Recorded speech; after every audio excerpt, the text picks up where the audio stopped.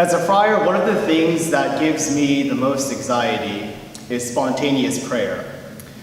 For me, it's very difficult to create a prayer on the spot. Give me an Our Father, a Hail Mary, a Glory Be any day, but God forbid that I have to come up with words of my own.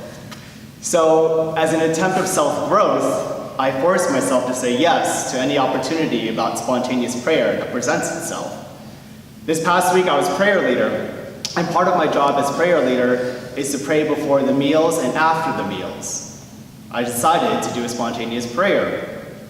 And at the end of the meal, I started going over all the things that I needed to cover in my prayer. I need to make sure to say blessings for this and that. I need to remember to do this and that. I can't forget to pray for the dead because that's inconsiderate. And I was going through this whole list of things I had to make sure to include in my prayer. So these thoughts kept circulating and circulating. And when I finally got to praying the words, I slurred my prayer. So instead of saying good and gracious God, I said good and gracious God. And I don't know why, but for some reason, I decided to move the R from gracious and put it in the word God. And I decided to add a W just for fun. And so for myself, I get a lot of anxiety because I don't know how to pray. I think teaching someone how to pray can be very difficult. My dad always tells me I don't know how to pray, and I get it, because it's a daunting task if you don't know or if no one told you how to pray. So thankfully in today's gospel, we have an example of how to pray correctly. A blind beggar is a model of good prayer. The man calls out to Jesus even when everyone else tells him to stop, over and over again. And Jesus honors the man's humility and perseverance by granting him his prayer. But this story carries more meaning when you compare it with the previous passage. In the previous passage, we have James and John. And James and John asked Jesus to sit at his right and his left hand. But Jesus denies them the prayer. So in Mark's gospel, we have a juxtaposition. Two prayers, one right way and one wrong way. So how come James and John's prayers weren't answered, but the blind man's were? The answer dwells within what goes beyond our prayer. We shouldn't look at just the content of our prayer, but why we're praying something. As a Franciscan, I have taken 3 vows: poverty, chastity, and obedience. Part of my daily meditation is to pray for an increase in my vows. However, I started to notice something very special. How often am I praying for these virtues out of love of God versus how often am I praying for these virtues so I don't feel bad about something? Am I praying not to spend more money because I believe in God's providential care and that everything I could ever need dwells in God? Or am I praying for poverty because I want to carry on this superficial image of looking like a poor friar? Am I praying to avoid lustful thoughts and avoiding pornography because I'm conditioning myself to have a deeper relationship with God and to have an all-encompassing, intimate relationship with God? Or am I avoiding these things so I don't have to shamefully confess them to my confessor? Am I praying to be obedient to my superiors because I want to be like Christ? I want to empty myself of all ambition and find true meaning within God? Or am I being obedient so that I could get my guardian to like me?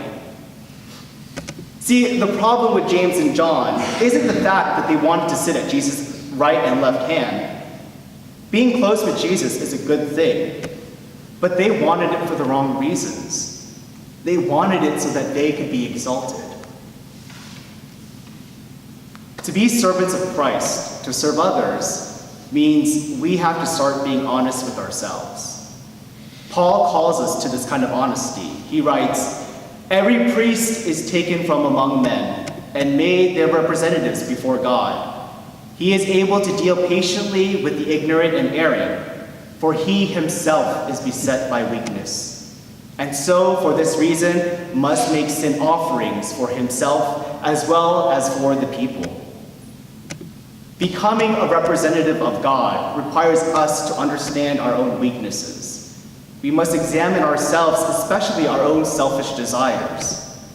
Are we making our offering to God out of immense love, or are we making an offering to God to not feel ashamed?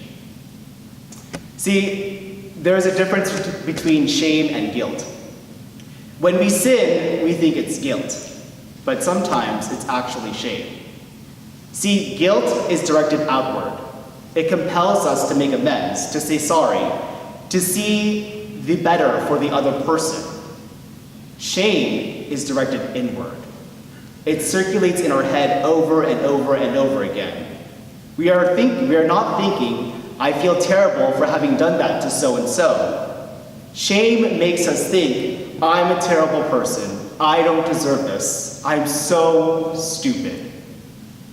It's all about me. Guilt is a virtue. Shame is a vice. Brothers and sisters, if our prayers are motivated by goodness, it's a prayer for sight, like what the blind man asked for. Unlike James and John, who wanted selfish exaltation, the blind man wants sight for the freedom to see. Therefore, we should pray the same way. I have to pray for poverty so that I can see the freedom that lies away from material satisfaction. I have to pray for chastity so that I can see the freedom that lies away from lust. I have to pray for obedience so that I can see the freedom that lies away from my selfish ambitions. I have to pray to see outside of my own shame. Because God is our Father, and He wants us to return back to Him, to see Him. Jeremiah portrays God as a loving Father, guiding us always away from our anguish. He writes, "They departed in tears, but I will console them and guide them. I will lead them to brooks of water on a level road, so that none shall stumble. For I am a father to Israel. Ephraim is my firstborn." Brothers and sisters, we must shift our prayers from seeking selfishness to that of seeking the comfort and the freedom of God, so that we can see that it doesn't matter that we think, I'm a terrible person, or I don't deserve this, or I'm so stupid. Because out there, waiting for us, ready to console us and guide us, is a good and gracious God.